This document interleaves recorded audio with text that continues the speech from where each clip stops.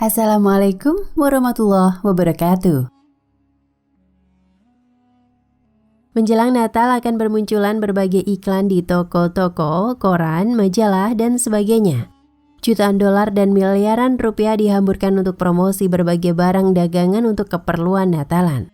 Semuanya dikemas sedemikian rupa sehingga tampak seperti malaikat pembawa terang. Padahal tanpa mereka sadari, ajaran Yesus mereka telantarkan karena yang mereka rayakan adalah tradisi ajaran agama kafir kuno, bukan perintah Tuhan ataupun Yesus. Bukan setiap orang yang berseru kepadaku, Tuhan, Tuhan, akan masuk ke dalam kerajaan sorga, melainkan dia yang melakukan kehendak Bapa-Ku yang di sorga. Pada hari terakhir banyak orang akan berseru kepadaku, Tuhan, Tuhan, bukankah kami bernubuat demi namamu dan mengusir setan demi namamu dan mengadakan banyak mukjizat demi namamu juga?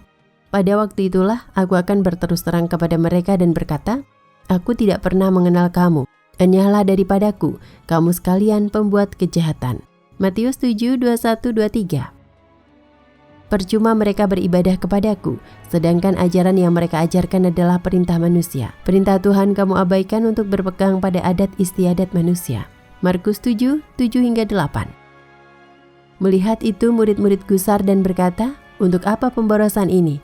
Sebab minyak itu dapat dijual dengan mahal dan uangnya dapat diberikan kepada orang-orang miskin. Matius 26, 8-9.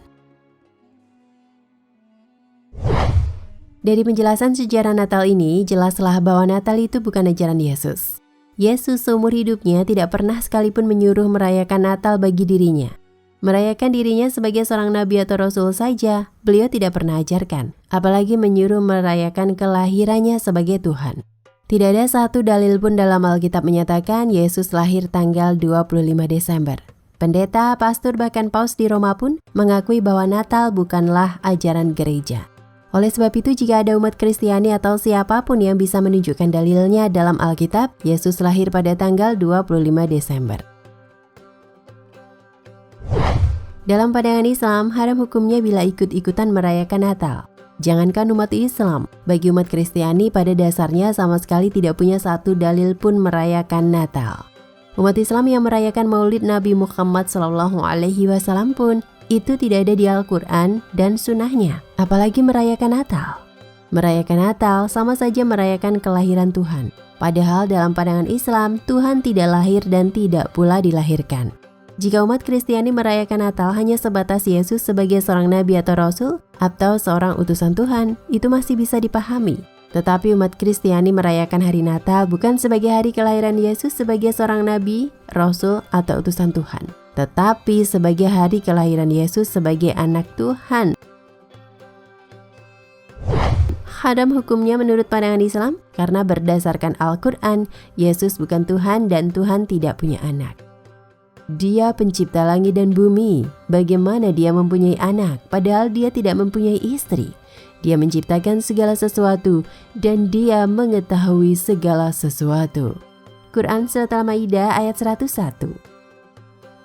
Bahkan dalam ayat lain, Allah wahyukan kepada Rasulnya Muhammad SAW bahwa jika dia benar-benar mempunyai anak, maka orang yang mula-mula akan menyembah anak itu adalah Rasulnya, yaitu Muhammad SAW. Katakanlah, jika yang Maha Pengasih itu mempunyai anak, maka akulah yang mula-mula menyembahnya.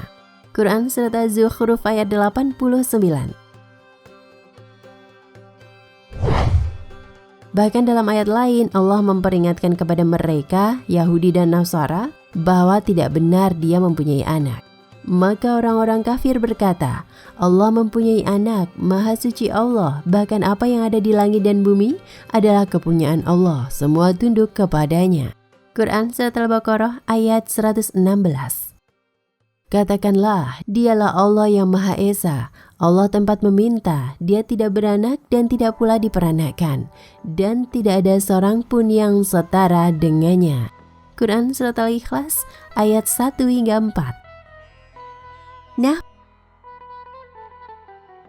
pemirsa Ensiklopedia Al-Fatih, sampai di sini perjumpaan kita kali ini. Semoga menginspirasi.